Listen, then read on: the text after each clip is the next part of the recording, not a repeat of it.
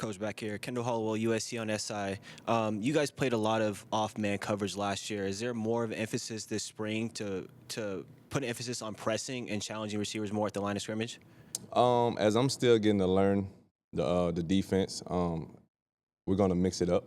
Um, there's a variety of things you're gonna see this year that you haven't seen in the past. But the way Coach P do things, man, he's unique with it. He plays to the corner strength, so I'm all for that, and it's gonna get fun. I promise. Right here, Trovon. Ryan Cartier, LA Times. In terms of playing to a corner's strengths, what do you mean? What about his scheme kind of works for corners, and what has just been your general reaction to the scheme as you know it so far? Um, there's a lot of vision on the quarterback. As you can see in the past, all his corners had success putting their hands on the football. And here we call ourselves sharks, so we got to attack the ball, right? So we big on that. We work on that every day, attacking the ball in the air. So I mean, his defense allow us to do that. So man, it's gonna be fun. I promise. It's gonna be fun come fall. Hey, Coach, I know you're still going through the transition process, but what's been the biggest change you've noticed so far between Gary Patterson and Dantlin? Both two great defensive minds. Not really a difference. Not gonna call it a difference. Just schemes, just different schemes. Some similarities. Both guys are great at what they do. Learning so much from both of them is unique for me being young in my career. So, man, I'm super excited. GP been doing this thing for a while, and he's been successful for a while. So, man, just getting that knowledge every day and learning every day, man, is something that you can't get at different places.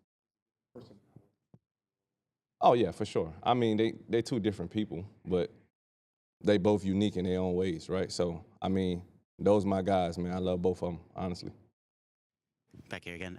What is about John Tez that really stood out? And obviously, it seems like he's. Okay, now we talking. There we go. Say it louder. Yeah. What was key to getting him to come here during that transfer process? Man, it was a need for that position. He's the best. I told you guys when I got here, I'm going to get the best guys. I just believe in that.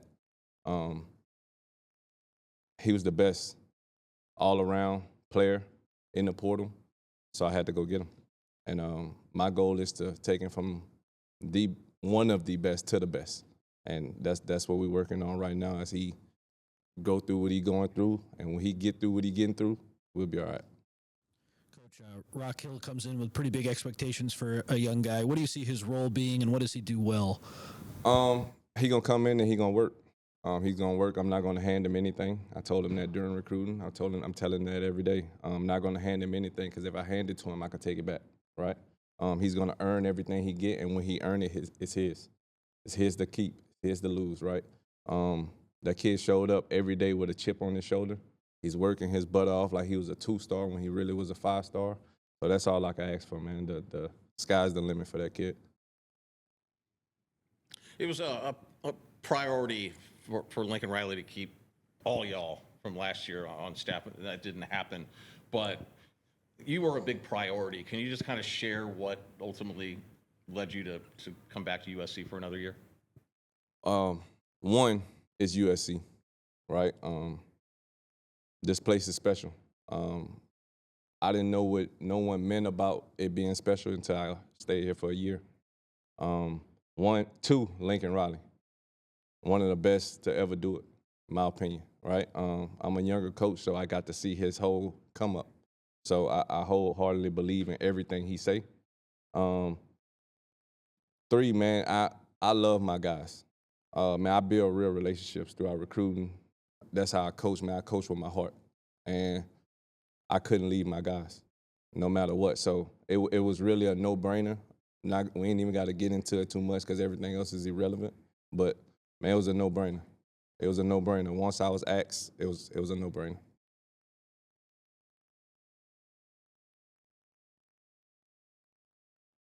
One more on Rock Hill. Do you see him playing cornerback, nickel, or is it going to be kind of a wait and see? Where do you see him fitting in? It's a wait and see, but he's a corner.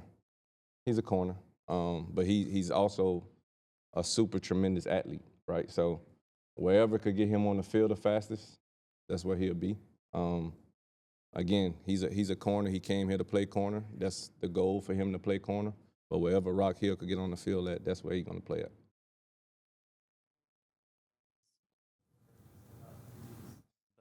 You guys are going to be working together a lot. What have you seen from him? What have you seen from him so far? Man, he's a ball guy. He know ball. I learned so much from him in those 3 weeks. I don't even know if it's been 3. I think he added a week on there.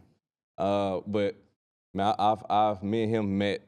If he been here 3 weeks, we met at least 15 days out of the 3 weeks, right? So it's learning the way he do things. He learning the way I do things. Us coming together and putting the best product in the world on the field, right? So, man, again, he's a guy that I'm definitely going to learn from. He's been doing this thing for a long time. Again, I'm like a sponge, man. If you come in there, I'm going to learn from you. I'm going to learn something. So having those guys around with all that knowledge who's been in this defense for a while, that's key. That's key because you know the do's and don'ts, and I need to know those things. Over here, excuse me. Haley Sawyer, Orange County Register, thanks for being here. Second year as the cornerbacks coach. What are some of the lessons you learned last season that you're just taking into this one? Say it one more time, I'm sorry. What are some of the lessons from last season that you're taking into this one? Ooh, so many. To keep fighting and be resilient. I had a lot of guys last year that had to grow on the go, right? Marcellus, the year before, he played 9 snaps, right?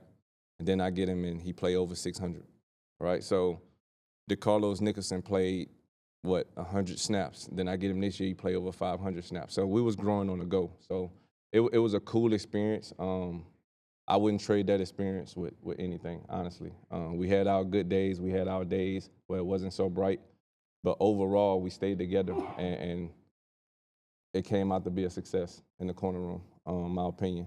But like I told those guys, man, those glory days are over. We got to create our own story for the 26 class.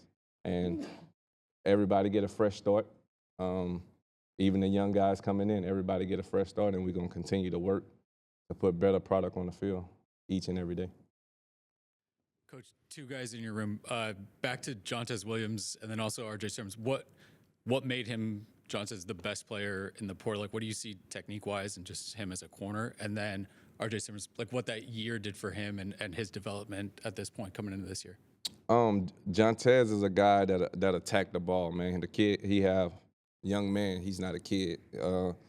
He had 5 interceptions in his career. He actually ended the game on me one time in one of those picks.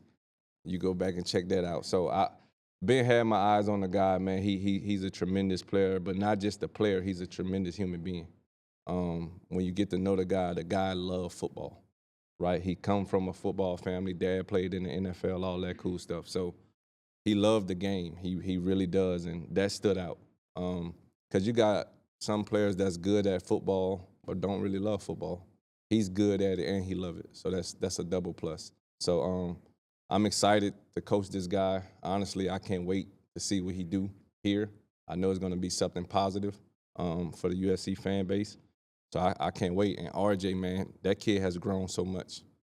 He's grown as a young man. He went from a boy to a man in just a few months, right? And again, this a young man who just now supposed to be arriving here, right? Skipped this whole senior year. So for him to do that and take that risk, man, and hats off to him because a lot of people can't do what he did. But he's been working, man. He's a young man who's determined to get on that field this year, and it's showing in his work ethic. The questions he's asking now, he's so much mature than he was when he first arrived, as he should be. So, man, my goal is to continue to get him to grow, not just on the field, but off the field, continue to make him a young man, and the product will be on the field in the fall. Coach, Chasen Johnson missed most of last year with the injury. Kind of, what was your message to him throughout the rehab process? And you've been around him for a couple years with here and at UCF. Kind of, what stands out to you about him, about his game? Say it one more time. I'm sorry, I couldn't hear you. Sorry, Chasen Johnson. Kind of during the rehab process, like, kind of, what was your message to him as he's kind of coming back to what he is now? And you've been around him for a couple years. Like, what stands out to you about his game? Oh yeah. My message to Chase was don't just go through it. You got to grow through it. It was an unfortunate injury, right? And he was set to have one of his better seasons, right? He's still a young player at the end of the day, and his best football is still in front of him. I just make sure I remind him of that every day as he go through rehab and get his knee back to normal, because it could be repetitive, right? You could get lazy, you could get lackadaisical, doing the same things over and over and over, right? But I also remind him over and over and over our plans before he even stepped foot on this campus, right? So, man, Chase have big goals and big dreams, and the goals is still the same. He want to be a first-round pick, so we got to do first-round things. So he got to come back. He got to do first-round stuff in rehab.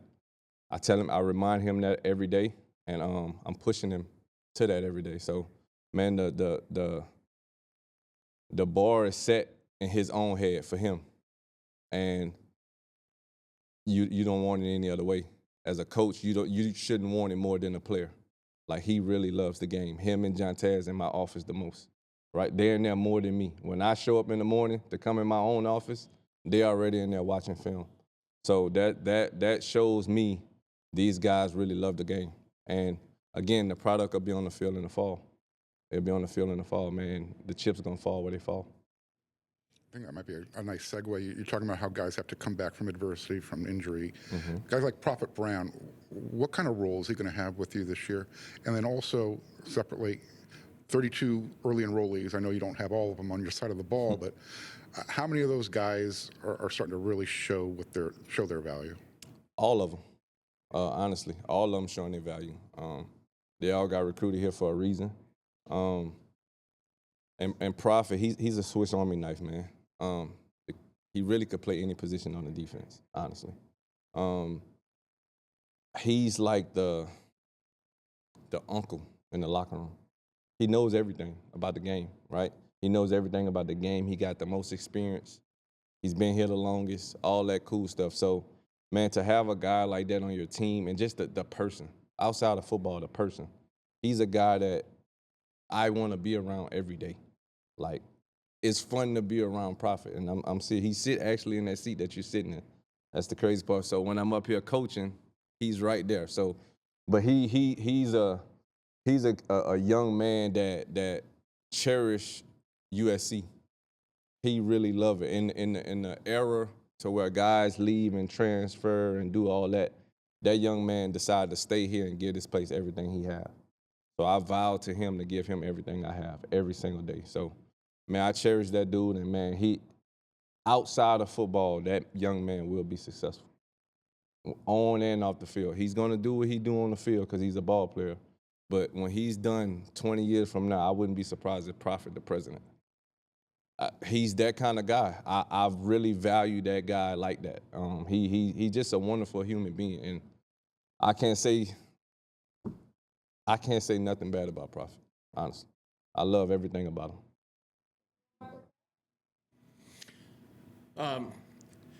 For the class of 2027, you've got a relatively small group of guys that you're focused on heavily. Mm-hmm. What is it about the group of guys that you are recruiting pretty hard right now that separates them maybe from some other guys? Heart. I'm going after dogs, man. I told you this. Told you guys this last year. I want the best players. I want the best players to come play for the best university and for the best head coach, right? And if all us continue to think like that, we're gonna have the best team, right? So again, I'm going after the best.